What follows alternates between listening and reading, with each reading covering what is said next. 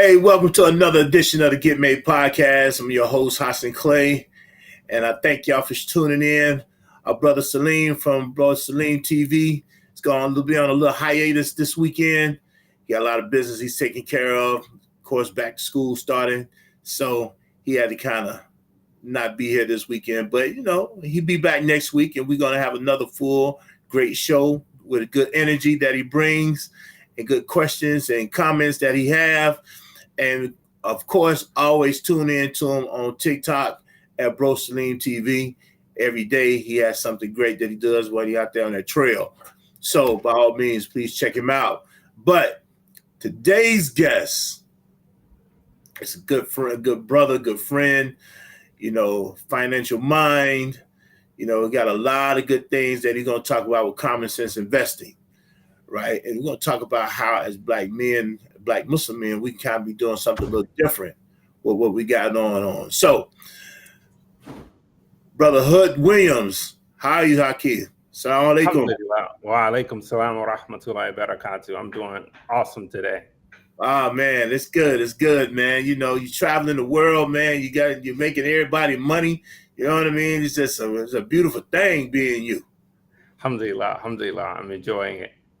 Alhamdulillah.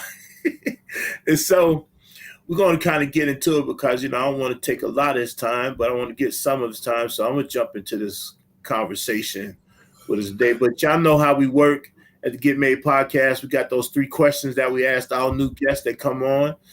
And that first question, you ready for these questions, Hood? I'm ready for the questions. You ready for them? All right. I'm ready for them. It ain't going to hurt much. You know what I mean? So the first question, what Black author has inspired you, a book that you read by a Black author? And if not, then maybe an author period, right? But definitely. So definitely, I think 2 of them, the Black author that inspired me is Ta-Nehisi Coates. Of course, everyone knows Between the World and Me, a book that he wrote almost a decade ago. Mm-hmm. And the other book that just came out recently, The Message, where he talks about, amongst other things, the Palestinian issue that really gets to the heart of the issue. Right. However, recently I just finished The Water Dancer, which is a kind of historical fiction account about the Underground Railroad. And it was truly, we often don't kind of think about the generational effects from slavery. We know bondage was terrible. We know there was a lot of persecution. There was a lot of sexual assault. But one of the things that I think often gets missed is family separation. That for slaves, it was a constant threat that your family, your husband or your wife or your kids will be taken away and sold down south, or sold from Maryland, Virginia, from North Carolina down to New Orleans and Mississippi. Mm-hmm. And how much that just really wreaked havoc on family dynamics or family structure. You can imagine if, one day you have 24-hour notice that your wife is being sold, or that your husband is being sold, or that your kids are being sold. And so, really bringing that reality to me really showed me the historical trauma in Black families from family separation. Because if you couldn't make sure that your wife was going to be there, then there was an idea, well, I don't want to get married because I don't want to deal with the kind of trauma that's related to, my wife just being up and sold, or my kids being up and sold, so on and so forth. So The Water Dancer was, even my 10-year-old son, we were listening to the audiobook, and he would ask me when we get in the car, Daddy, can we put it back on? So Ta-Nehisi Coates is really a genius for our generation in terms of literary work. No, well, that's great, man. I know I have several of his books as well, man. I might have to tap into that one. So myself. So thanks for that suggestion. Next question. It's going to be, what Black male has that's been inspirational for you? So definitely the first 2 I was thinking about was, of course, my father, Carl Williams, or Carl Luke Williams, and then even you, Imam Hassan. But those would be easy answers. So I want to go kind of outside this personal circle and talk Okay. about Imam Muhammad Majid. Imam Muhammad Majid is the imam and the kind of leader of the All Dallas Area Muslim Society. He also has been the chairman of ISNA. And one of the things that we often have this like archetype of like masculinity, that it has to be very kind of gruff, and it has to be very kind of like, not stoic is good, but too stoic. Right. But Imam Majid has really, over the last kind of 25 years, outside of like my father, has been so important for me to understand who the Prophet Muhammad sallallahu alaihi wasallam was. When you think about how do you love another man, right, in a way that's completely like just nurturing, but as a man. And so somebody who, like, when you see him, when you hear of him, it just reminds you of kindness, of generosity, of really just really the example of the Prophet sallallahu alaihi wasallam. If you read the seerah and you understand how people enjoyed being around the messenger, how people, loved if he, they would like want to hug him or touch him, so on and so forth. And just understand that like that comes from someone,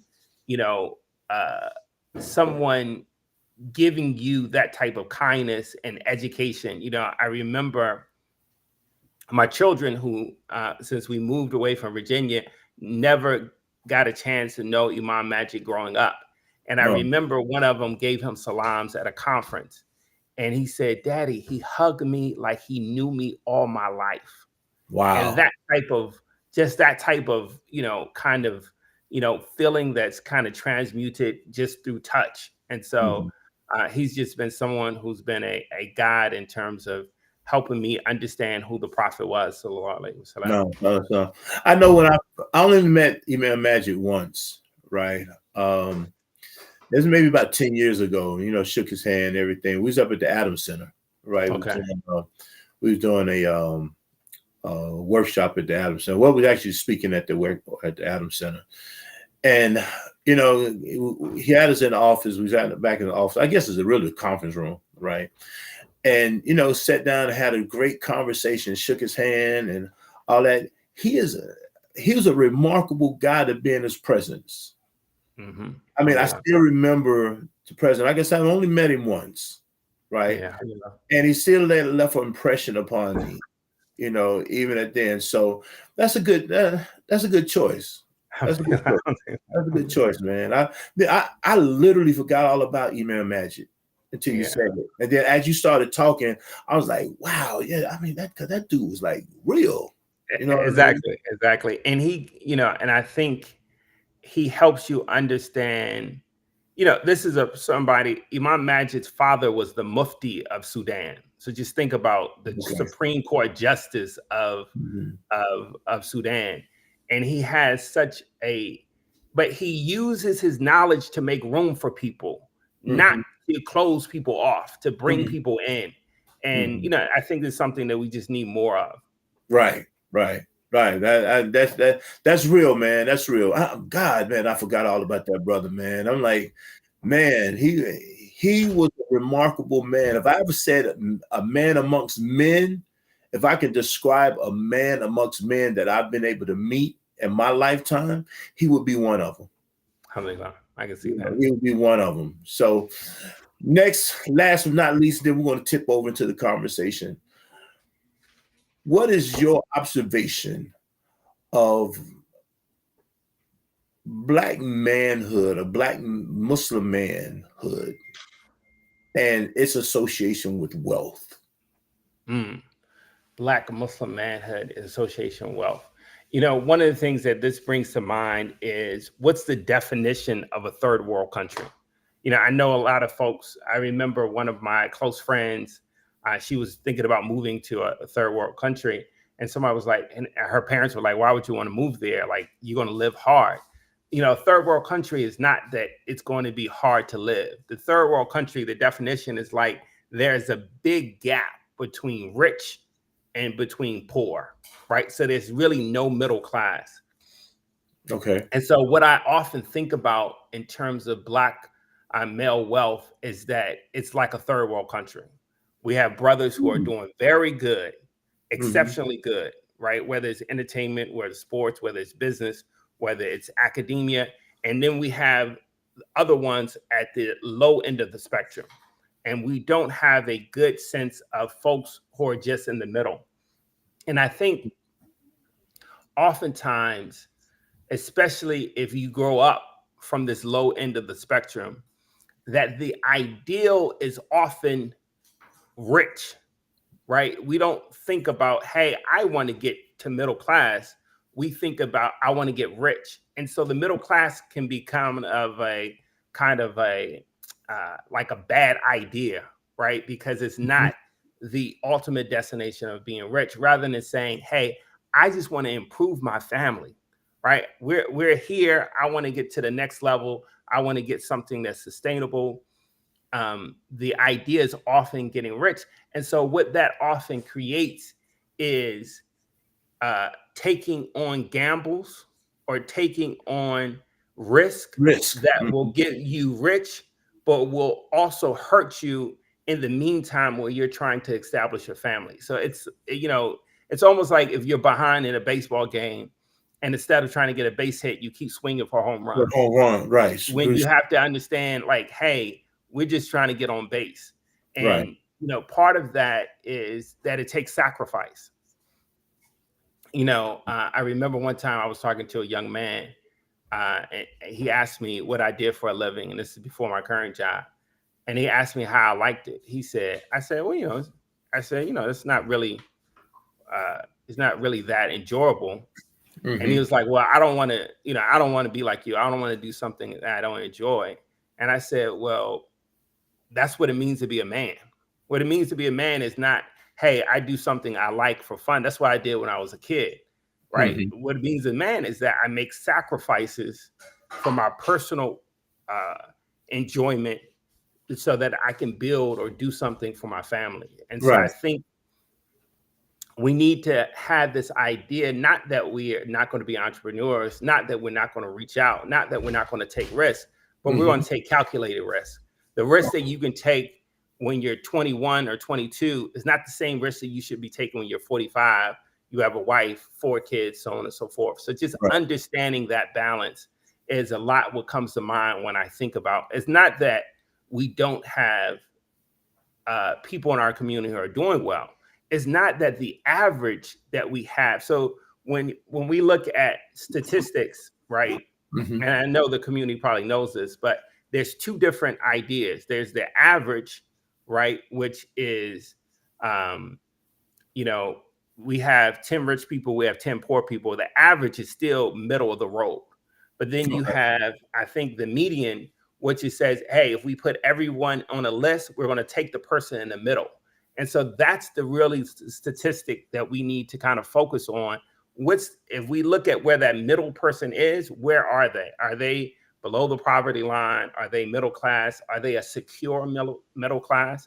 And I think, like, even for me, when I just think about it, I feel like, I had this thought that popped in my head. It's like, am I selling out to into our community or to our culture to tell them to be middle class, right? And it's not saying I don't want people to be wealthy or ultra wealthy, but I want our floor to be higher, right? Oh, wow. Okay. I can see that. So it's not the idea of selling out. You're saying we need to get to levels. You're trying to jump. You're trying to jump levels. It's like, I've been driving a Corolla for the last 30 years, 10, 15 years, and then I'm going to jump to a Bentley. Yeah, exactly. I want you to get something dependable, right? Because like, if we're not dependable, who's going to be dependable? Like, we are the backbone, right? I remember talking to a Muslim brother after Juma, and he was talking about his job, and it was just a regular corporate job, and he was talking about what he wanted to do, and I said, look, bro, we were 30 years old. I said, part of what has to happen is that we have to have patience, right? Wealth comes with time, but what happens when we pay too much attention to social media stories, or we all know the stories of somebody who didn't go to college, outside of entertainment or sports, was able to make it big, right? But that's not the standard, right? That's the exception. And so we need to understand, hey, what is the standard for our community? Whether it's education or some kind of training, holding down a job, creating capital. And so when you want to invest in yourself, you don't have to take a loan out, or you don't have to kind of look for investors, that you have capital to kind of invest that you saved over time. I think one of the things that in my current job where I work with investing is I understand for most people are not going to get wealthy until they're in their 50s or 60s. And that's not what young kids understand. Young kids understand it's like, oh, I want to be retired by the time I'm 40, by the time I'm 45. Like very few people, unless you're 6'6" and got a good jump shot, you're not going to be retired by the time you're 37. Right, for real. You know what I mean? And even in that, you know what I mean? Because I just actually went to looking at sometimes I get told I take on a bunch of useless information, right? But it doesn't be useless. I have a thought, right? So I'm looking at CBA, collective bargaining agreements, right? For athletes. I did it for the MLB. I did it for the NFL and the NBA, right? And when can they retire? How long does it take before they become vested? Right? And most of it's like 3 years. Major League Baseball is 10 years, right? Okay. But NFL and NBA is 3 years, right? But they can't collect that money until they're 55. You see, even though they have retired at a certain age, 10 years, 12 years, whatever, they still can't take that money until they one's like 45, one's like 55. Definitely. And so then we start looking at people who said, okay, they retired, and you think they're taking an income from the organization still. But no, they're not. They're just retired. Yeah. And you see somebody who's actually in the military and they retire after 20 years. They actually can receive a check. Yeah. But a guy who's played, Major League Ball can't even receive a check after 20 years of playing. Right. And so he really have to really kind of rely on the money that he's actually made and make good investments with the money that he made. Because if he's trying to live off that retirement money, he can't do it. Yeah, he's going to have to wait. He has to wait. Because even the money that's set aside has to grow so that it can take care of you in retirement.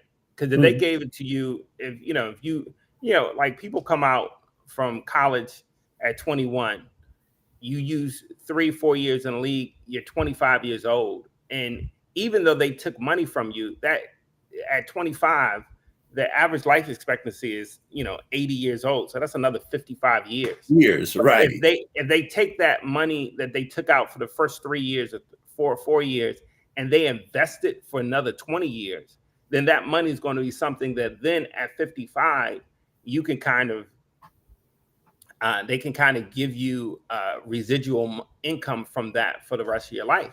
And I think one of the things that for many athletes is that the money that they took from the athletes while they were young is really what kind of saves them when they get older.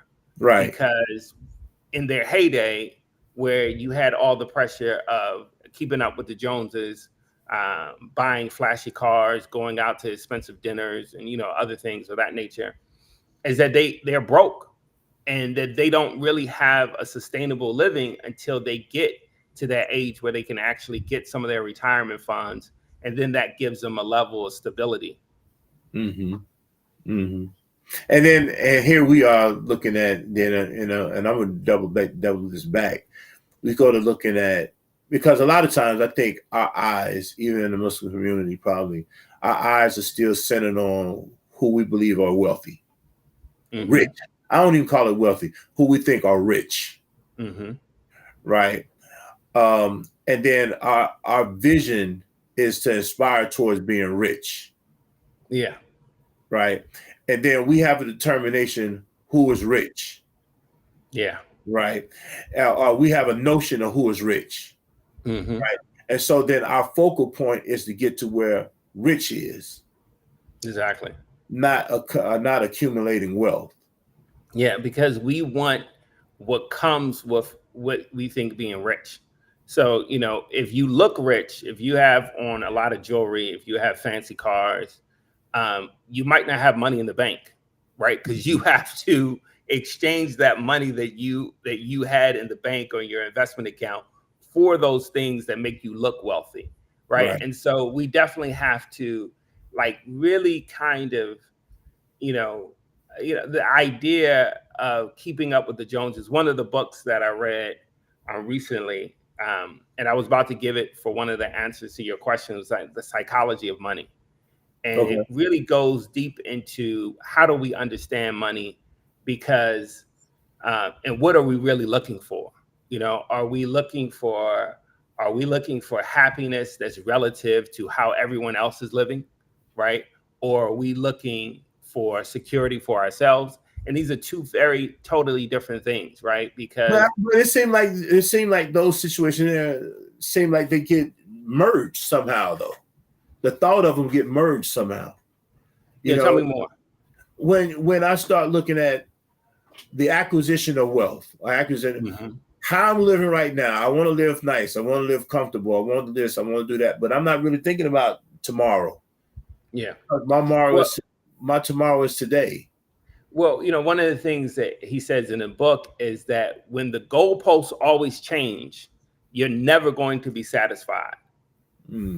Right? So if it's like, hey, I want to make $50,000. You make $50,000 and you look around and you're around people who make 50 and you see people who make 100. You're like, oh, well, I want to make 100 and then I'll be comfortable. And then you make 100 and you're around people to make 100 and you see people who are making 300 and you're like, oh, I really need to make 300. So if the goalpost is always changing, right, you'll never get there to your destination.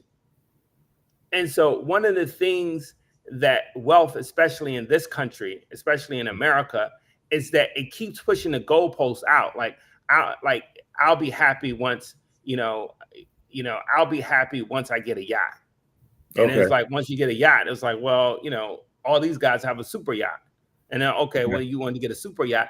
And it is insatiable desires, right? Insatiable desires, because you're never going to get to your destination. I remember he talks about in his book, they were at this richest guy's house, and the guy has several cars and paintings and all this.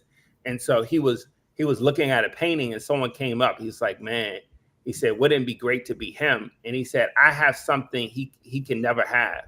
And the guy was like, what's that? Right? Because this guy's rich. What can you have that he'll never have? And he said, I have enough. Right? I have enough. So I can come in and admire these paintings. I can come in and admire his cars. But I am content with what God has given me. And the contented heart is something that, is invaluable. Because if not, you're going to be continuously kind of chasing after the next thrill, the next high, because, often what we're doing with wealth is that we're trying to, at some level, it tells us something about ourselves. So at some level, whether it's $1 million, 2 million, 10 million, 100 million, it's like, I'm good enough. Right. But when you're chasing that, even when you get there will change, right? There will even change. There would change, and you won't get that feeling that you want. And so we really have to, and I think this is, and the Prophet sallallahu alaihi wasallam, look, Imam Hassan, you the one who told me this. Nothing fills the The It fills belly. the belly. Yeah. Go ahead. Go ahead. Because I know you said this several times. Dust. Exactly. Exactly. And if you I just gave, because I'm sitting there thinking while you was talking, I said, man, there's the narration right there. yeah. This And is if you give the son of Adam a valley of gold, he'll want 2 valleys. So you know, when there's an insatiable desire, you have to tell yourself, I'm going something after this. And so this is all the psychology that rules our thoughts about money. This is a psychology that allows us not to, you know, there's something that's there's in Surah Rahman it talks about mizan, and don't forget the balance. There's something that is really remarkable about being in the middle class, right? Is that, alhamdulillah, you're not worried about your housing, you're not worried about food, you're not worried about all these things. It's a great blessing from God, right? And you don't have, the problems that arise from having ultra wealth, so on and so forth. And we can't fathom, right? And alhamdulillah, I know, one of my close friends, he became wealthy, right? He's been working, so on and so forth. And he said, Hud, you always think about you achieving that number, right? Whatever that is, 1 million, 2 million, so on and so forth, that something's going to click, like something's going. And he said, when you get there, you realize that it's the same thing. Nothing really clicks over, so that you are, you have the same I have kind of arrived. You made that I have arrived moment. You got to that I have arrived moment. And you realize that you have arrived, but you're right where you started, right? That all the feelings, all the insecurities, all the, all the kind of stuff that we deal with as human beings is still there. And so, you probably have a better vacation. You probably look around and, your house looks better. Maybe the car that you're driving is better. But you realize that it didn't really do what we thought it was going to do. Yeah. So we thought because we thought it was like paradise. Like we thought it was like it was easy. And when we get there, we realize that no, it's still a struggle. The struggle is different. Now I own a business, and now not only do I have the pressure of providing for my family, I have the pressure of all these people who work with me, making sure that they can still provide for their family. It's a lot. Right. It's a lot of different pressure, and and some people can't take it when they're at that level. So it's the psychology of money is almost a start. Like one of the things that we're trying to do in our family is do like a book list of like relationship books, wealth books, Islamic books that young folks in our family should read. And so the psychology of money is the primer for the kind of wealth business kind of section for the family, like the psychology of money, understanding that going in. And then there's other things like Rich Dad, Poor Dad, other books that, kind of people know. But I think that's really a primer to kind of really put in perspective what we're actually going after, because we make so many mistakes in the pursuit of wealth that if we just were a little bit more patient, we would get there. Right.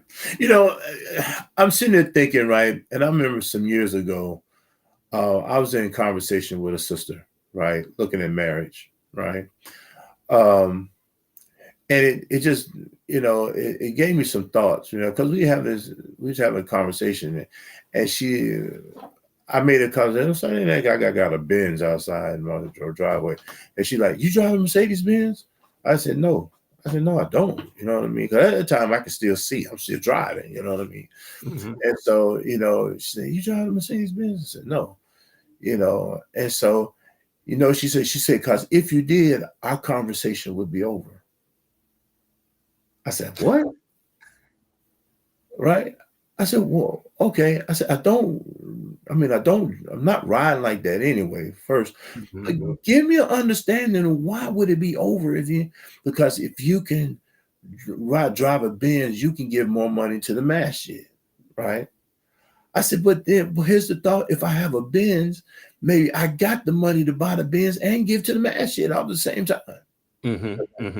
Right? And so what my thought was is that we have this thought here, either I got to be hella poor or hella rich and live in those spaces. Mm-hmm. And I'm hearing you say that there's a whole middle in here that we're really forgetting about. Yeah, and the pious being poor, or I got to be something got to be wrong with me if I'm rich. Yeah, and look, I think one of the things that our community has surpassed, has done a A+ job on being pious and being poor. Mm-hmm. Right. Okay, we got that. Mm-hmm. We need to know how do we be pious at all these other different levels, right? Mm-hmm. Because there's often this idea of the Prophet Muhammad sallallahu alaihi wasallam that he was poor. But the better kind of description of the Prophet sallallahu alaihi wasallam is that he didn't fear poverty. So he wasn't about collecting wealth for himself. He would freely give it away. So Right. he would give it away. He would give away sheep, camels. He understood what wealth was for, right? Mm-hmm. He didn't have this idea that, wealth is going to be, something that determines who I am, but really the kind of what I do with that wealth is going to kind of determine who I am. And so, there's a whole kind of, and then, also there's this idea that there's something wrong with making money, right? Like you had to kind of sacrifice something of our religion in order to get wealthy, which is also like, is the example of, example of thinking about where other people are, like how much they're giving, so on and so forth. And so it's like, we should want our community members to be rich and wealthy. I want Muslims to have all the wealth in the world. And that's what we had historically. Muslims were wealthy and really used that wealth to kind of establish society. Like that's the real, if anything, to be kind of jealous about is the people who are using their wealth to kind of establish institutions that are going to help Muslims, because this is the real currency, right? Mm-hmm. The real currency is what we do with the resources that we have, and wealth being one of them, time being another one, knowledge being another one, influence being another one. So, we have to really, get this relationship right with wealth, with rich, with our religion, so that we're, and I think we have to get that right before we get money. Because if we get money before we get that psychology right about our faith, then we're going to be in more trouble, because it's going to be harder to tell somebody something when they're rich or right. when they got something, money. right. They're not, they're adjacent, what they call rich adjacent, or exactly. It's going to be hard to tell them something at that point, right? And so they say money makes you more of who you are. Right. And so working on who you are, or working on who our communities are when they're young, and then they get money when they're later, and they've already established the idea of generosity, the idea of contentment, the idea of what wealth is really for, is going to be better for us kind of in the long term. Mm-hmm. So hitting you with this, I know you do a lot of, common sense investment, right? And we look at, especially for Black men, and I know we're definitely a drilled in segment of the Black subculture of the Black culture, right? Being a Black Muslim culture, being Black Muslim men. Mm-hmm. But we look at, we said 100% of men. We talk about how the earn power, right? How they earn, right? That 15% out of 100% maybe make six figures or better. Oh, right. Okay. Right. And I think that's, that can be adjusted. Maybe that can be a margin of error of 3% up or down. Right. I don't think it's close to 20% at all. Right. But out of the 85% of those who make under 100,000, under six figures, a vast majority of that makes under $65,000. Mm-hmm. Right. Now, okay, let's do the math. All right. If you're making 60 grand, okay, tax is going to be what, 22%, maybe? About that, yeah. Right. So then that means 22% of your money is already gone. So that's another, let's say that's another 12 grand gone. Mm-hmm. Right. Mm-hmm. 12 grand, maybe 20 grand gone. No, maybe 15. What's that? 12? Yeah. 15, 15 grand gone. Right. Mm-hmm. So now you at what? 45. Right. Yeah. So per month, you may be making $3,000, $4,000, a little bit less than $4,000 a month. You bring home $4,000 a month, right? Let's say $1,000, less than $1,000 a week, right? Okay. Let's say you got a mortgage or you got a lease of $2,000 a month. Okay. Right. So you already finna cut that in half. Yeah. Right. Okay. You're already cutting that in half. Right. So then, and bear with me because I'm taking you through something right quick. Right. No problem. So if I'm taking that half, I'm down to, if it's at 45, now I'm down to 22. Right. Down to 22. So that means I got roughly $1,000 and a little bit over $1,000, close to $2,000 to work with. I still ain't paid no rent. I mean, I still ain't. No. Yeah. You pay the rent. You pay the mortgage. Rent, but I still ain't getting no overhead, no utilities. Okay. Pay no utilities. I ain't bought no food. Mm-hmm. You know. Okay, let's say I'm buying a car. I'm leasing. I'm buying a car. I'm purchasing the car, but I got a note on that car. Mm-hmm. Most notes around about between $300 to $500. Well, they actually a little bit more than that now. Almost like $600 and better now, depending on what you're buying. Right. Mm-hmm. That depending on what your credit score look like. Right. We ain't even got to that part yet. So so now if I just did that alone right there, I'm now knocking down. I done knocked into that $2,000 a month, a little bit less than $2,000 a month. I done knocked into at least 1,300 of that. Mm-hmm. Right. So that means maybe miscellaneous movement per week I got, because I ain't bought gas for my car, I ain't bought gas for the kids. I ain't, got to get them some money if I got kids. You know what I mean? Let's say I've got 2.3 kids or 2.1 kid or whatever.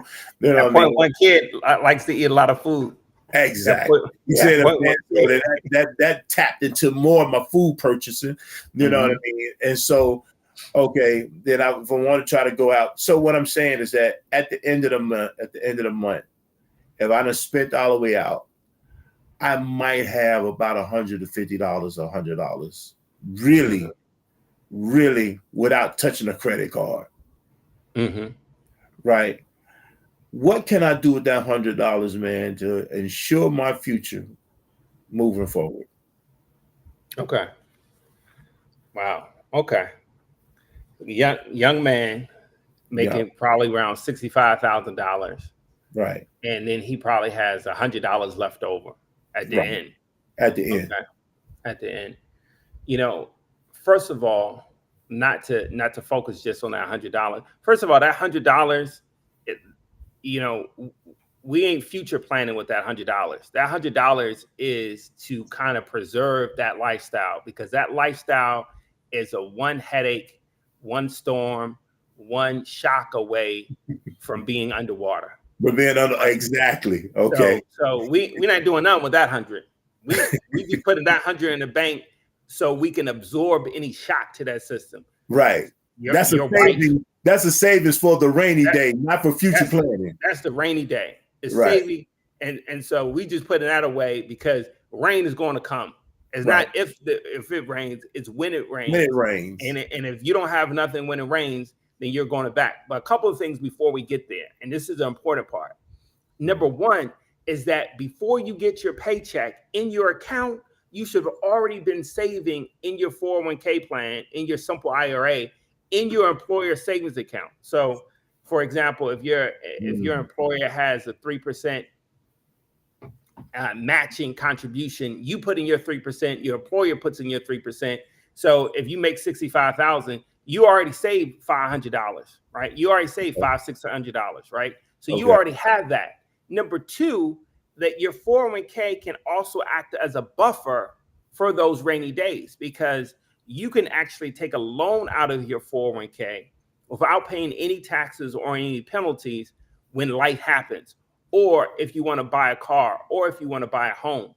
And so, a lot of times is that, it's not pretty when I had to tell someone that, hey, look, what can I do with this $100 to get rich? And I'm saying nothing. Like, this is not, we're not talking about rich. We're talking about sustainability, because look, you're working at a job, you're making $65,000. It sounds like your spouse is not working.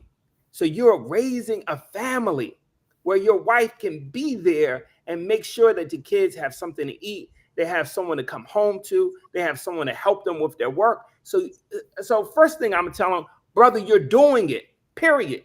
Like, like if you looking at someone on Instagram and you looking at these young kids who got no responsibility and got flashy cars, no, you're doing it. You're taking care of kids. And I think that the thing that we have to understand a lot of times is that we are achieving and we don't recognize it, right? You are winning. You are winning as a father, as a husband. You are the superhero, right? You're doing and so if you are that brother, and I've been him, right? Who is, paycheck to paycheck, slowly kind of, right? And then you feel like you're losing. That's when you're going to go out and try to marry someone else. So that's when you're going to go out and try to get some new car to make you feel good. Or that's when you're going to quit your job to do something else. It's like you're winning right where you are. But there's two things I want to talk about. I want to talk about what you do before that and what you do after that. So to go back first is, hey, look, if I know that this is the reality that I want. I talk to young men and they were like, oh, I don't want to go to college. I don't want to get training. But they want to say they want to be a husband. And it was like, well, what are you going to do? And they were like, well, I'm a rapper. And it's like, okay, well, look, do whatever you want to do. Right. But J. Cole was a teacher before he's this like international rap star. It's like, so what are you going to do in the meantime to kind of take care of your family? So when you go to, Imam Hassan and you go to Brother Muhammad or Brother Bilal, and you're saying, I'm interested in your daughter, he's not like, well, and so what are you going to do in the meantime? So saving up money when you're young and being able to purchase a house, or saving up money when you're young, so you already have a savings, like a kind of bedrock, a rainy day fund. So now that $100 can be used for investment. These are the kind of early steps that you can use to kind of help you when you're in, like there's a kind of early career lag where you're just kind of treading water. Right. You're just treading water. And so when you're in this trying to treading water, the worst thing you could do is be impatient and try to blow it up and try to get, try to do something more than where you're at. So that's what it is going back.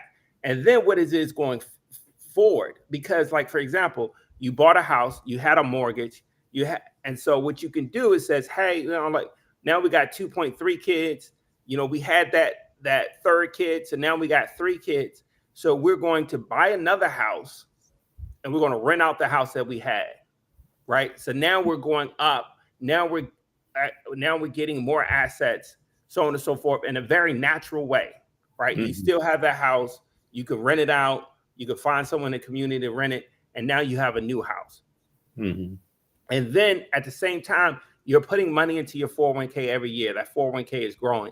And your career, right, is also growing. So most people are not going to stay at 65. And so your kind of basic needs and necessities are kind of hit like a plateau. Like, you're not going to, for a 3-bedroom house, your water bill is not going to go from $200 to $600, right?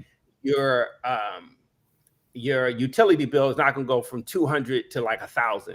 So a lot of those things where you've been trading water, when you start making more money, your expenses don't necessarily have to grow up the same way. But what we do, where we get in trouble, is that now instead of having those used cars, now we got to get new cars every 3 years.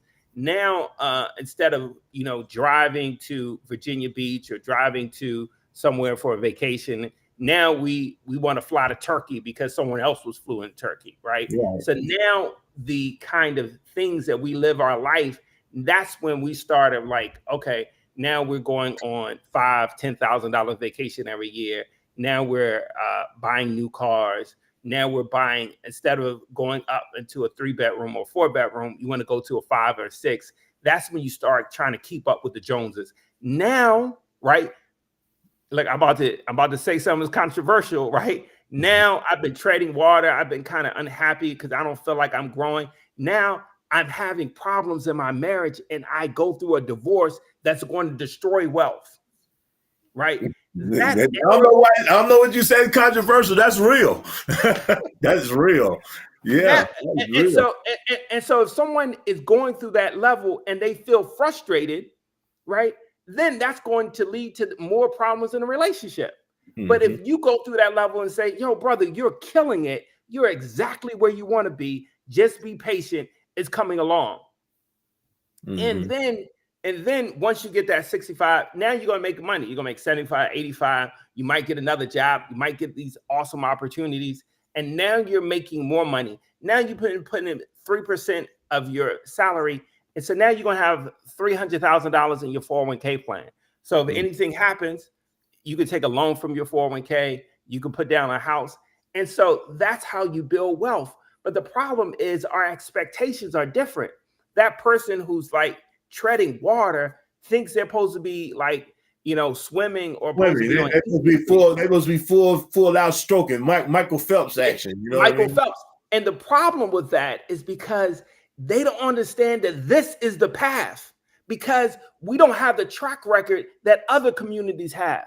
Like other folks, right, that might have lighter skin, their father was like, oh, I was right here. Or their father was like, they can see their parents who are 65, 70, who have a great retirement, or are able to travel, who are able to live the life that they want. So they can see themselves on that path. We have been trading water and we're like, oh, we're losing. Oh, we're like, you know, we're poor. It's like, no, you're rich. And so we just need to know to just be patient. Wealth is coming. So for example, like say if you're this person and you're 35, right? And you have, say you have $50,000 in your 401k. Okay. And you know, at a 10% rate of return for your investment in your 401k, that means that it's going to double on average every 7 years. So if you're 35 and you got 50, at 42, you're going to have 100. At 49, you're going to have 200. At 56, you're going to have 400. At 63, you're going to have 800. Right. So you're just in your 401k, you really kind of became a millionaire, just a lightweight in that. Over time. Like, over time. Like, bro, you're killing it. Or sister, you're killing it. Over time. You're right where you're supposed to be. But if you go through a divorce, hey, we're going to split that joint in half. If you go through a divorce, real talk, for those brothers who are like out there struggling at 65, their wife is at home, they're not working. Okay, you go through divorce. Now you're basically in polygyny, where you're going to have to get another rent for yourself. And yes, you are going to have to pay for her. Or you can just say, I'm going to take the kids yourself. You can take the kids yourself, but then you're going to need some help because, hey, I can't travel 40% of the time if there's no one at home to take care of my children. Right. I can't go out there and grind 10, 12 hours a day if my baby's got to eat. Right. And so, you know, I hope your mother can come visit. If not, it's going to get into your grind time. Right. And so part of the challenge, and I think this is an excellent question, is the folks who are living paycheck to paycheck, they think they're doing something wrong, but they're not doing something wrong. That's just where you are on the road. You know, I think one of the expectations for us is that we don't understand that, you know, I was talking to this Muslim sister at the Atlanta Masjid.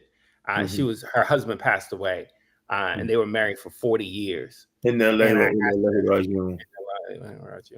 I said, how was it being married for 40 years? She said, at first it was rough, then it became smooth. And so And it just like, it hit me like a ton of bricks. It's like, how many people don't get through the rough spots in order to get to the smooth spot? Right. And so, like, yes, being paycheck to paycheck is rough. Make sure you budget. Make sure you don't spend more than you have. Make sure that you live below your means, and keep working hard in your job. Like most people, they hit their pinnacle of where they are in their career between roughly like 40 and 60, not at 32, not at 33. You might, you've probably been to work, 3-4 years, so on and so forth. Right. You probably have about 2 or 3, 4 different jobs by in that time span. Exactly. And so, but once you get into like upper 30s or 40s, that's when you're going to be experienced. That's when you're going to come into meeting rooms where people want to ask you, well, what do you think? Right? You've been in this for a decade. We often think, this is the culture that we live in. Like a 22-year-old, is coming into a conference room telling people what they think, and you looking at them like, you better take some notes. Right. You tell us what you think. Go get us some coffee. And get some coffee and be grateful to be in the room to understand these things. Ask questions, right? And so, like, for those people who are living paycheck to paycheck, like, if you do those things, look, work on your marriage. Marriage is a wealth creator. Divorce is a wealth destroyer. Exactly. Work on your marriage. Work on and make sure you're living, and you are going to get to the destination. It's just a matter of time. And we don't have that message coming to us. And so, like, literally, these people think they're losing when they're just, I forgot, it was a song or it was a movie, and it says, imagine that you gave up a mile away from the victory. Oh, wow. Imagine that you gave in right when the victory was just over the next hill. Right, it's right in your grasp. It's right there. Yeah. It's right there. And it's because if you're listening to someone saying, hey, these are the things to do. Hey, focus on your marriage, focus on your kids. Because, what happens is, a lot of times you're that age, you're like, okay, I'm not making enough, so I'm just going to grind. You ruin your marriage, right? You don't spend time with your kids. And you get to your destination. Okay, now you get this big contract, so on and so forth. And you like, hey, kids, y'all want to spend time with me? And they're like, nah. Right? You like, and then you look over and you're like, where's your wife? And she's like, yo, I'm done. I'm out. And he was like, what happened? It was like, oh, well, you got to the destination you want, right? You didn't want to do it. Someone that says, if you want to go fast, go alone. But if you want to go far, go together. Right? And so you just left everyone behind and you went fast. And look, and it's important to have that kind of support. Like if you have someone say, hey, sweetheart, I really want to grind. And she's like, no problem. This is your idea. I want to support you. That's why I'm staying home. So that, if you're working 10 hours and then you're coming home and I'm taking care of you, that enables you to put in that work and grind the way that you want to, because you have a secure, solid base at home. And in the other instance is where you have, and the wife wants to go back to work because they want to understand that could be a powerful kind of economic engine to what the husband is kind of, responsible for providing for. Okay, so I'm taking care of all this, and so now my wife works as a nurse. She works as a school teacher. She works part-time. And now she could take that money and kind of invest it because she doesn't have to worry about paying for groceries, or she doesn't have to worry about paying for the light bill or water bill. So we're going to take that money and we're going to invest it for our long-term success, or just even invest it for herself. I think historically women have been very wealthy in our religion because they haven't had the kind of financial requirements to pay other bills. So they can take that money and be generous with it. They can take that money and be charitable with it. And so we have to start having those kind of conversations, those kind of thoughts, because, when we have people are on the right track, but think they're falling back, that's when they're going to take on decisions and other things, quit their job to kind of, do something that's a little bit more riskier. And I'm not talking about not taking on risk, but it's important to understand when you want to take on that reality of entrepreneurship. It's like, and what's at stake when you're at the level of an entrepreneur. Like, for example, if you're 50 years old and your youngest child is 18 and you say, okay, I'm gonna take on this risk, your kids should be at the level where they can kind of, they can come out and kind of work for themselves, right? Or if you're 23 and you want to start off with entrepreneurship, then you're okay. Look, hey, I'm just gonna stay with pops. I'm gonna stay with moms. I'm gonna just stay in our basement, help them out, give them some money while I'm trying to build this wealth. But we got 36-year-old brothers with 5 kids and one on the way being like, okay, I'm just going to, you got a lot at risk. So understanding not to not take on risk, right?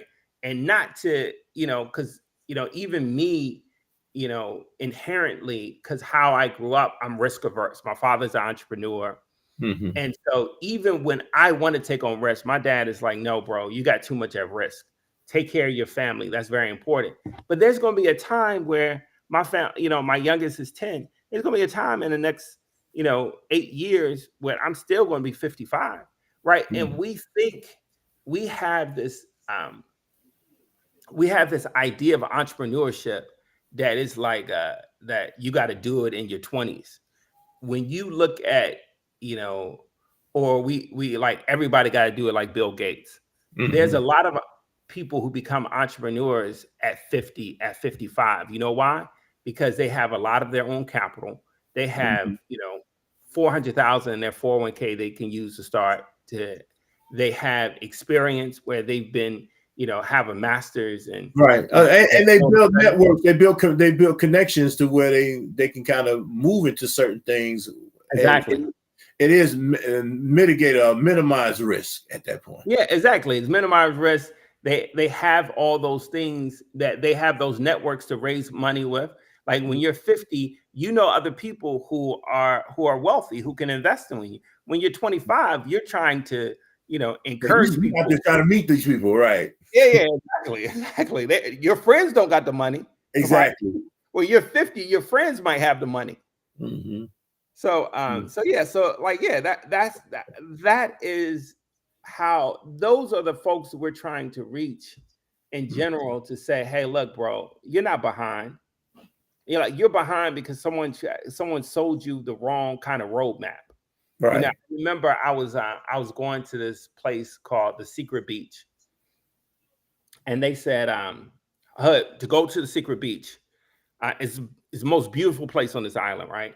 It said you're going to be on a road for 2 miles, like a paved road, and then you're going to have 1.5 miles of gravel road. And you're going to be on that gravel road for so long that you're going to think you're not on the right direction. And then you're going to be back on a smooth paved road or like on a dirt road. Right. So I went on this journey to the Secret Beach, and we're in a golf cart, right? So you're not going fast. So like 1.5 miles. Oh, wow. And it's rough. Yeah. Yeah, and it's rough. And so your first 2 miles, like no problem, going 10 miles an hour, 15 miles an hour. And then we got on a gravel road. We were on a gravel road for so long that I was like, oh man, we probably should go back. This ain't the right direction. I think we did something wrong. We must have took a turn. I couldn't see it. And then I wanted to turn back. And I remember what they said. It said, you're going to be on the gravel so long that you're going to want to turn back. But keep on the gravel road. And so what that did is that set expectations for me. Because if he told me, hey, it's just 3 miles on this road and then you're going to be there, I would have turned around a long time ago. As soon as I hit that gravel, I would have turned around. But my expectations were so high that it's going to be 1.5 miles of gravel road. And so people think their expectations, you get a job, you're a school teacher in corporate America, that I just going to be rich. But you got to say, hey, look, there's going to be 5 or 10 years where maybe your income is kind of stable, or maybe, you're having kids, you're going through this or that. You're not going to have a lot of money to kind of save and invest. Just do a little bit, just like a little bit, very steady. And so, but the expectation is like, oh, well, I'm going to get out of college. I'm going to get trained. And, by the time I'm 30, I'm going to be, a multimillionaire. It's like, I don't even know where this expectation comes from. And it only could come from screens that we watch, whether it's TV, Yo MTV Raps, or right, whatever might be out there now, right? Yeah, and it's like, hey, look, slow and steady, slow and steady, slow and steady, and when you do that, you're realizing that we don't want to have wealth at the cost of everything else, because getting to the wealth goal and leaving your family behind, that's not winning, right? Getting to the wealth goal and leaving your community behind, that's not winning, right? So we want to go far and we want to go together. And so just understanding that, and and somebody has to be the leader, right? Like, if your parents can't show you that one of your major jobs is to show that for the people who are coming after you. Okay. If you see that growing up, it's incumbent upon you to say, hey, I want to show that for people who are coming behind me. So they can't say, I didn't see it being done. Right. Okay. And if you're that first person, it's going to come with a lot of sacrifice. That's a catch in there though. Right. Mm-hmm. Because, I know it's a saying that, person can't give what they don't have. Mm-hmm. Right. Mm-hmm. And so now what I'm hearing you say is then you have to recognize you don't have, then you have to go acquire the knowledge to be able to pass it on. Right. Yeah. Mm-hmm. But sometimes I don't know what I don't know. Right. Alhamdulillah. And so, but this is what I knew. I know this here, but I don't call it this. I understand a lifestyle of debt and what that looks like. That looks like me going out here, making high-end purchases, looking like something that I'm probably not, doing a bunch of things that I probably don't, because I'm really trying to if I'm told, especially a man, if I'm told that I don't have this, then you some broke ninja, right? Not a broke ninja. Yeah, no broke ninja, right? I'm trying to do better with my language, right? You some broke ninja, right? And so, and then so nobody wants to be labeled or classified. No man wants to be classified or labeled as this. He has a status that he on. Every man want to have a status, and everybody can say, man, if you ain't this, there's something wrong with you. Again, like you say, whatever screen you look at, they have a whole bunch of screens that saying, if it's your phone, if it's your tablet, if it's your computer, if it's your television, they're saying that this is what success looks like. And if you're not here, then something's wrong with you. Yeah. So then we get caught up into the fake it till you make it type of joint, right? So I got to have all the trappings that look like I done made it, but I really haven't made it. Nothing lies to us like our own insecurities about what we see on the screen, right? Mm-hmm. Like, like, look, like sometimes I watch these videos on Instagram and like the video will show someone going into the refrigerator. And then it hits me that they had to put their phone in the refrigerator, close the refrigerator, walk to the refrigerator, press record, close the refrigerator, walk to the refrigerator, open it up like they're trying to get something. Like it's basically Hollywood in 12 seconds. And we're comparing our life to that. Like, look, even my wife knows I'm not going to be Denzel. Even my wife knows Denzel is not Denzel. Right. Right. Go ask Denzel's wife. No, like, no offense, Denzel. I love you, bro. Right. But even you not like who you expect to be in the movies. Right. Even you ain't him who you show in the movie. Right. Like Denzel ain't him. Denzel's just Denzel. And so the hard part is understanding these 12 seconds bits of Hollywood are just as fake as Hollywood. Right. Like, you remember Rocky? Yeah. Have you ever seen a hit in real life like you see in Rocky? Oh man, they just some devastating hits, man. They be jumping, I'm coming all out there. Rocky would take 12 haymakers and then just like stumble and then come back. And you watch real boxing and like, one of those haymakers, people ain't waking up for a week. Right. Exactly. So we understand this Hollywood. We understand WWE is not real wrestling. Right. But we don't understand. Look, and I'm not talking about anybody else except for myself, because when you scrolling up, you just start believing, right? You just start believing. And so all of that is Hollywood. Like, we all understand the idea of keeping up with the Joneses, but we all still do it, right? Keeping up with the Joneses is like it's inculcated in our DNA. And so we have to be aware of it, because we have to stop it, because we have to fight against the urges. We have to fight we against have those. we have to fight against the urges, because that will trap us of not, and we have to have, if you didn't see that growing up, right? Like my father didn't have a regular 9-to-5 job. My father was an entrepreneur. My father was a single father who was raising 4 kids. And so, it was a struggle off and on. Mm-hmm. And so I didn't see it, but I'm also knowing that I'm creating that for my children. And so you have to leverage the community. You have to leverage the advice of brother. And look, there's a lot of sisters who say, look, I see you, young man. I see you trying to take care of your family. My mother-in-law was like, the world could say whatever about me. They could call me a broke, whatever. Right. My mother-in-law was bringing me food to work. And so, I'm like, if nobody else in the world loved me, she loved me. Right. And so having those people, and that's why community is important, because it's more than just what you see from your own kind of personal experience, because it's the collective wisdom of the community who's giving you the experience. Like I tell young people, like, yo, keep at it. Like, I know it's tough. And that's, like, I think we forgot this idea of sacrifice.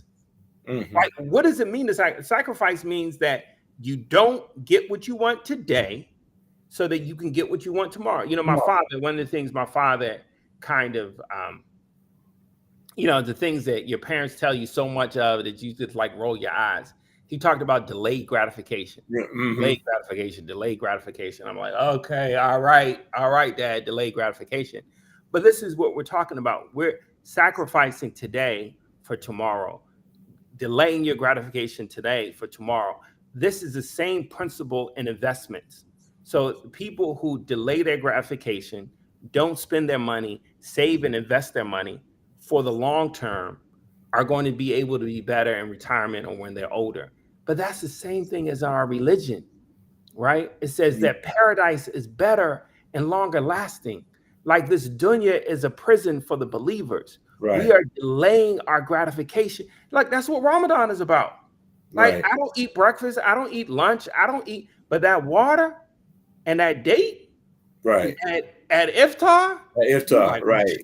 Look, yeah, that food, you like, oh my God, when do my wife's lentils get so good? You like, man, this is the best meal I ever had, right? And so we have to understand that that's part and parcel of what we're doing on the small end of the day, and also on its large end, and invest in it. And definitely with our religion or our faith, that we're not, and like when I say delayed gratification, these young folks who are married, like you still have a wife, bro. You still get to come home to a wife. You're out here working and you get to come home to your wife, and she's not working, and she should be able to like raise your kids and teach them about our faith and teach about who the prophet is, sallallahu alaihi wasallam. And so knowing that we're on the right track, and knowing that if we just stick with the destination, like what if you gave up on a relationship where the smoothness was just a month away, right? Allah is going to change someone's heart. Allah is going to change his heart. And, nobody's trying to tell you to deal with things like abuse or physical abuse. Right. Well, that's something different. We're talking something different. Right. We're just talking about the everyday struggles that like people go through. Right. And sometimes it's feast or famine. Sometimes it looks like feast or famine. Exactly. And so when we think about long-term investing, we're telling people that look, you're going to make it in your 50s and 60s. You got to earn it in your 20s and 30s, and it's by your 50s and 60s you're going to see it. I remember at the masjid we had a brother who was in the army. He worked for the city, and he worked for the state government. And this brother worked all his life, just got up at 8, got up at 6, went to work, came home, every day. And now he's 65, 70 years old, and he has a Social Security retirement. He has retirement from the Army. He has retirement from the city. He has retirement from the state. He's making $150,000. Right. But he worked for that his whole life. Right. And so we see him and like, oh man, he like lucky he fell into that. No. He worked he put that time in. He put time in 40 years. Yeah, right. He put that time in. And so understanding that, that time factor. And also, I have to say this, right? Okay. When you got 5,000, you got 10,000, you got 100,000, and the idea of missing out comes up. Oh, well, brother, we got this new crypto, so-and-so coin, so-and-so squab, so-and-so investment opportunity. You got to get in here. The idea that I have to supercharge it, right, is you can't miss out. I invested in this. It's like a 40% return. Just kind of do this. I'm not saying that you don't take any risk, but that you separate, hey, this is the part that I'm going for the long term. This is the part that I'm willing to take some risk on. That this is my wealth bucket, and this is my try something out, take some chances bucket. And don't get them confused. And so too oftentimes we take from our wealth bucket to try something out. And oftentimes people are going to lose, right? You're going to, some people are like, it's like the .com bubble in the 90s. A lot of people made money and a lot of people lost money. But the only thing that the only story that really sticks to us is those who made money. The only story that sticks to us in the news is bad things, right? But the only stories that sticks to us in wealth is like, oh, so-and-so made money. But you don't think about all the people, like there's a lottery winner. There's a lottery winner. Right. But there's a lot of lottery losers. Right. There's a lot of people who didn't win that lottery. And there's like one group or one ticket that wins. And of course, we're always like, I'm going to be that one. I'm going to be that one.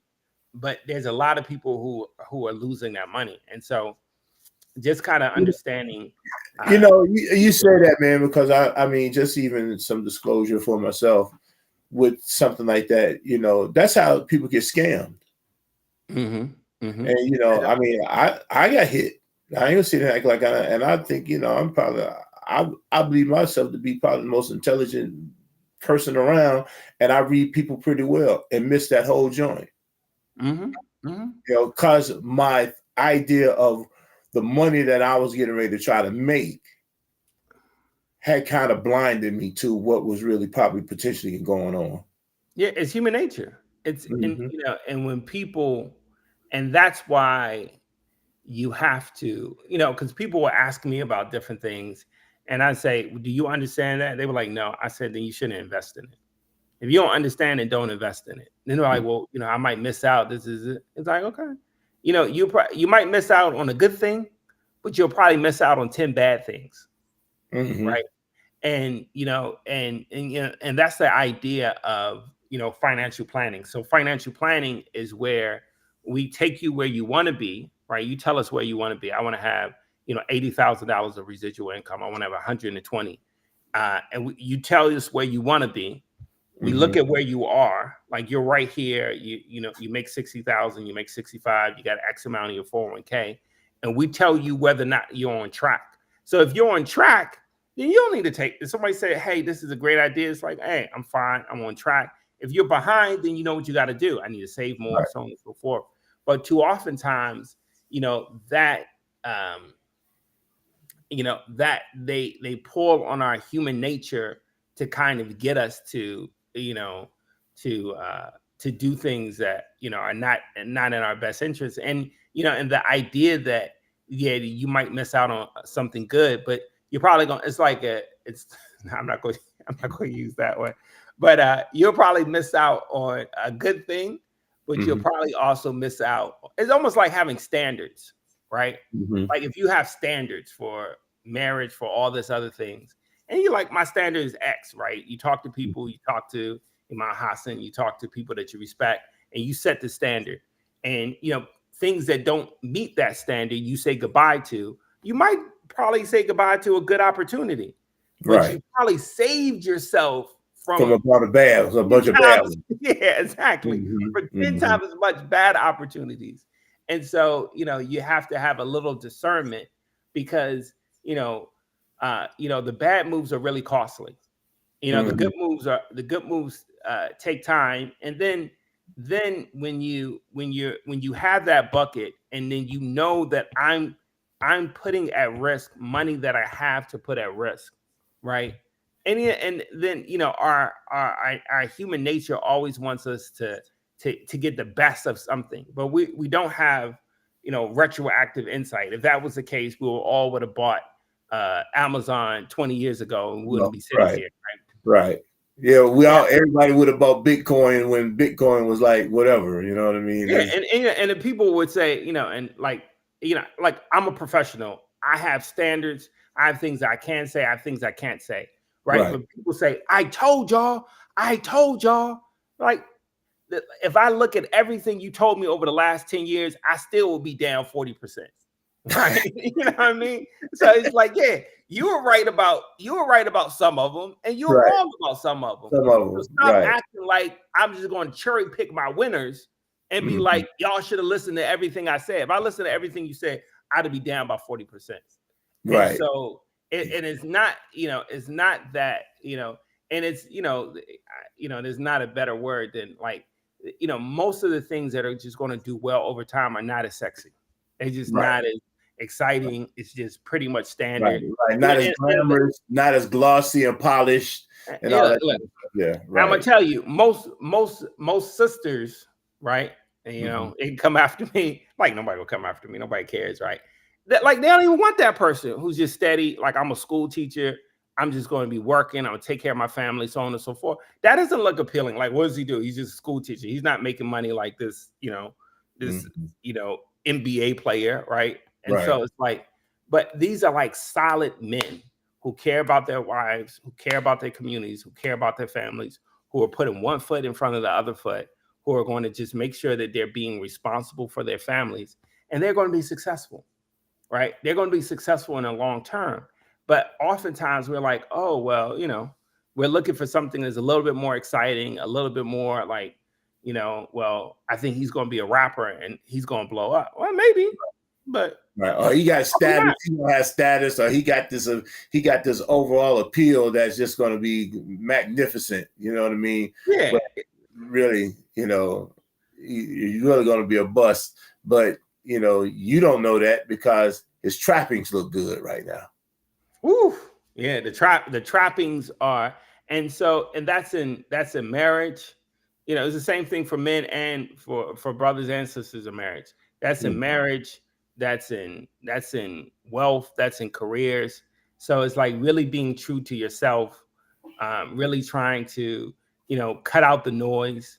And look, we live in an environment where instead of cutting out the noise, we like run to the noise. We run to it. Yeah. So we get a new Instagram account. We got TikTok. We got WhatsApp. We're just inundated with all this, just the constant. And so we really don't know who we are, and we really don't know what we kind of want for ourselves, because we're often like looking at ourselves juxtaposed to someone else, right? So we're like, oh, that person got a better car than me. That person got a better house than me. That person got more in savings than me. Well, like, what do you want, Hud? Because like, honestly, and maybe for you, it's like you really want the top of the line car. Okay, right? So just figure that out and make sure that you get a 2-year lease and just roll that over. So it's not saying that you can't have the things that you want, but make sure that what you want is to make it work for the long term, not just, not just the short term. And, and that's in, all aspects of our life. Now, subhanAllah, Hud, this has been very, very informative. Your conversation today has been very informative. You made me think about it, and I'm going to ask you kind of give us a couple of quick pointers. I remember when I first got my master's, and when I was in my master's program, they fed you, oh, when you get your master's, you can go ask for this type of money, and you can do this and this and this and that, right? And, I bit the hype, you know what I mean? and it's automatically my income was supposed to double. Right? When the hell they do that at? You know what I mean? Now I'm thinking about it, man. You just nutty. You know what I mean? But at the time, I'm in the back. I'm going for the hype. You know what I mean? Mm-hmm. I literally left a job without a job, thinking that I was going to get a job because I had a master's degree now. I literally left a job. You know what I mean? And it was like, oh man, because they pissed me off. One, right? I got pissed off. Right? So I was emotionally deregulated like a mug with this, right? And so I left a job thinking, you know what? That's all right. I got a master's now. I ain't got to worry about these cats. You know what I mean? They got the good old boy system going on here anyway. I'll go somewhere else. Somebody going to pay me my worth. I'm going to make more money, even if I'm making 30,000 more than I'm making right now. I'm gonna be even better because I can command this type of money. I'm gonna ask for this salary, and realizing I'm dead in the middle of hitting they say recession, right? But really, recession really kind of hit like a year before the recession actually get told that you're in a recession. You know what I mean? I'm in a recession. They ain't hiring nobody, right? Ain't nobody getting hired for nothing. Right. So now I'm out of a job, without a job, you know what I mean? And so now it was some things I was able to capitalize on, you know what I mean? I just wasn't without money, but that was the foolish thing that I ever did because I had the thought that I was, not that I wasn't worthy or something, that I can command this particular thing because I'm just going to show up and you're going to give me what I want because, not saying that I ain't really got the deep experience. You know what I mean? It's a whole bunch of things that go surround with that. And that's what you told us today. Yeah. Right? There's a whole setup that has to take place before you even make it to that. Yeah. There's a rule. There are some exceptions, but there's a rule that we have to follow. And before we can make it from here, and then we start talking about we're going to be ultra rich or whatever, because we use the word ultra rich in this instance. That we still need to matriculate through the middle class aspect. And sometimes even the middle class is kind of what they consider high. Some of us might even think that's rich. Yeah. But it's really just middle class. And we also have what's called a very fragile middle class.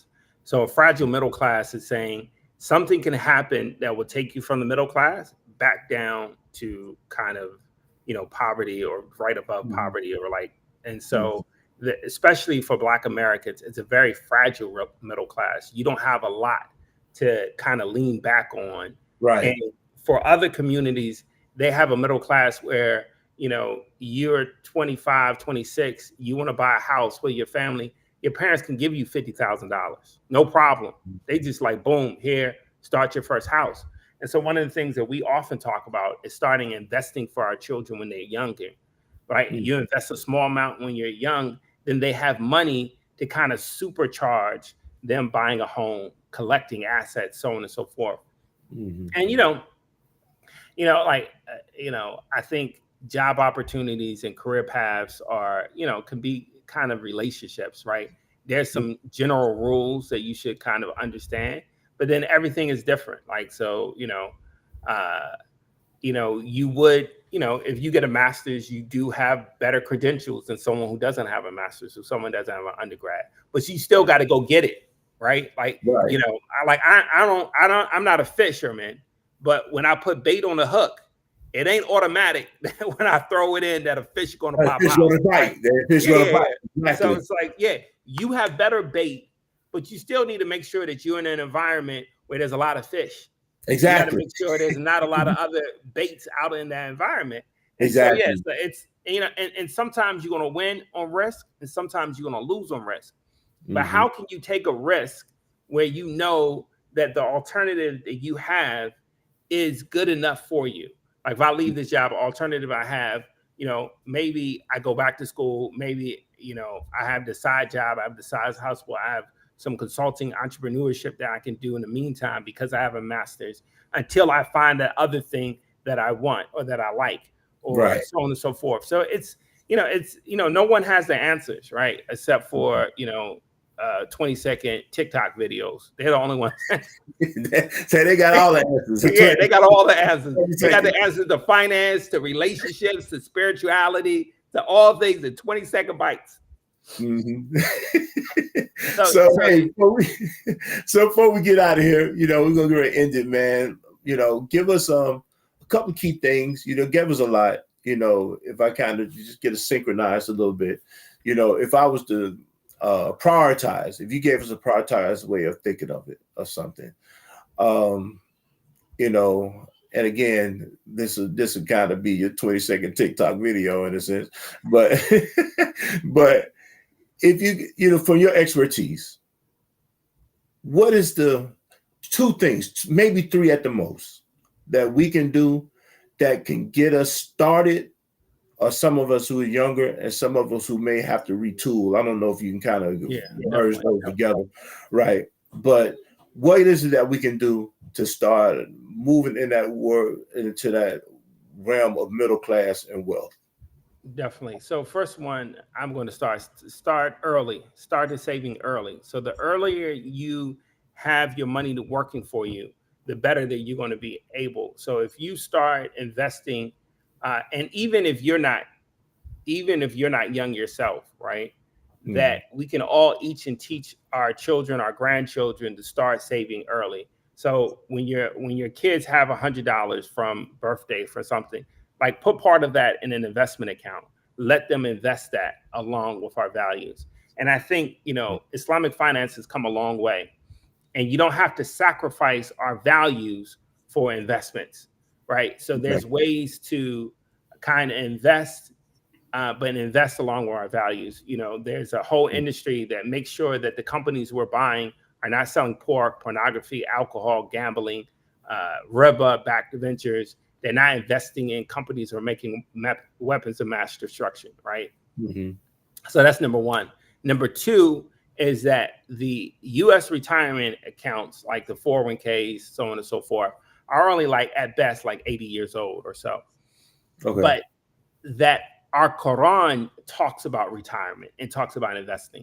And this is why the Quran, our scripture, is so magnificent. So there's educations about history, there's education about science, there's education about finance and investing, right? And it's not where you expect it, right? And so when you look at Surah Yusuf, and the Pharaoh had a dream, the Pharaoh's dream about 7 fat cows and 7 lean ones, and 7 green ears of corn and 7 other withered. Right. And when they asked Prophet Yusuf alayhi salam about the interpretation of this dream, he said, you're going to have 7 years of great harvest, right? Where you're going to have plenty. And then you're going to have 7 years of famine. And eventually he said, put me in charge of the storehouses, because I will take from those years of good harvest to provide for those years where the harvest is not going to be as good. And this is what we're talking about in retirement.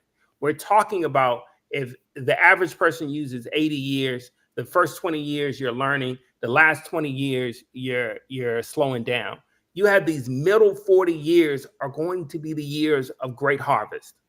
Okay. And so you have to take from those years that you're going to make the most money to provide for those years where you're going to be a little slower.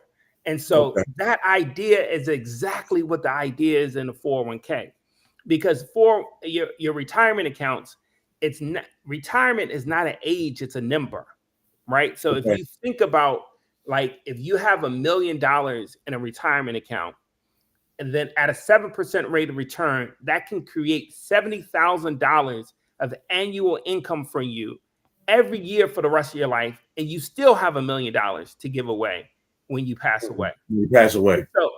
So that is, and so you say 70,000 not enough. Okay, well, we got to get that number to 1.5 so you can have, 150,000, 140,000, or 120, whatever the numbers is. But that is what we're talking about. So also thinking about the long term, and it's hard to think about the long term when you're young, but you will get old, inshallah, right? If you don't get old, then something else happened, but you will get old. And just one of the last things I think, one of the things that I just wanted to say to, especially to all the brothers, there's been a lot of conversations around insurance, and especially term life insurance. Recently there was an imam in Texas who passed away, had 4 kids, got hit by a drunken driver. That men have a responsibility for our family members that, if something happens to us, they're going to be able to get back on their feet. And so, I know there's been a lot of Sharia conversations about this, but we need to understand the times that we live in and what's needed to be relevant and what needed to be healthy in these times. And scholars like Dr. Ma'an al-Quda, like Sheikh Joe Bradford, have said that term life insurance is permissible. And, and it's just like $25, $35. You can get your family enough for them to have 2 or 3 years of resources upon you passing away. And it's something as men that we just really need to kind of have on our list. As it's $40 a month to have on our list to make sure that, they're not dealing with double whammies, right? You remember when that video with the whammy is bad, but the double whammy? The double whammy, you might not recover. And so, God forbid, if our families, if our wives are dealing with us, losing us as not only as their spiritual leader, but also their financial provider. Now, especially if they're not working, now they have to go out and do it themselves. We don't want our wives to be just dependent on, the generosity of others, or have to get married. And so that's just a kind of a call to action for our brothers, or not even just our brothers, but our breadwinners, right? Be them brothers or sisters, that just to really think about that. And look, this comes from, I have nothing to do with any insurance company, but this is just, kind of a PSA. Right. Yeah, a PSA to our community, because too often we see brothers who, are passing away early, whether it's, they get murdered, they get hit by a car, they get in a car accident, and now they're dealing with that. But then it's also like, this is America. Like, something happened to you, landlord, mortgage company, they like, hey, the first is the first. And so we want to make sure that people kind of understand that. So, those are just 3 bits of advice. And I feel like we didn't even talk a lot about money, but everything we talked about is the precursor to understanding wealth and money. Right. And I'm glad you said that, because that means that I get to bring you back. Right. Inshallah.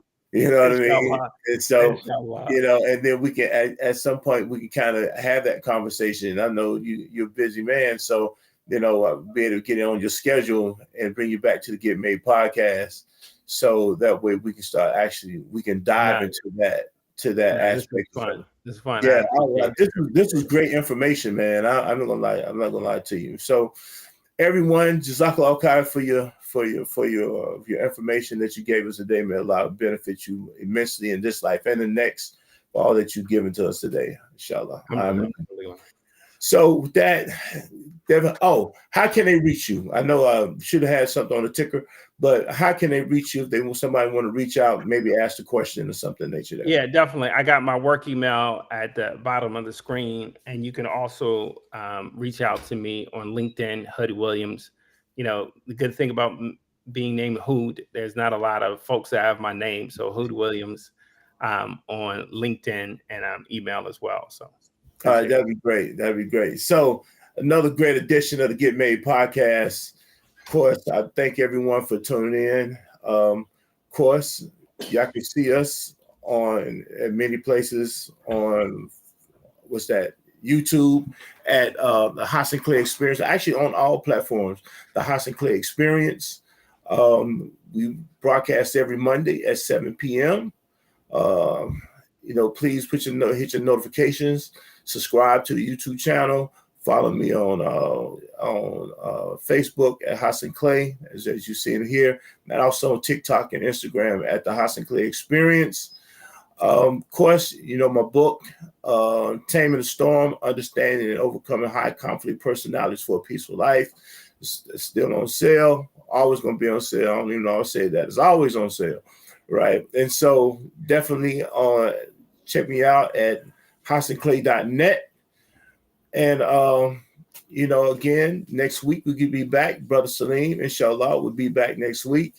And with that, we want to say thank you. Please continue to share and comment on this.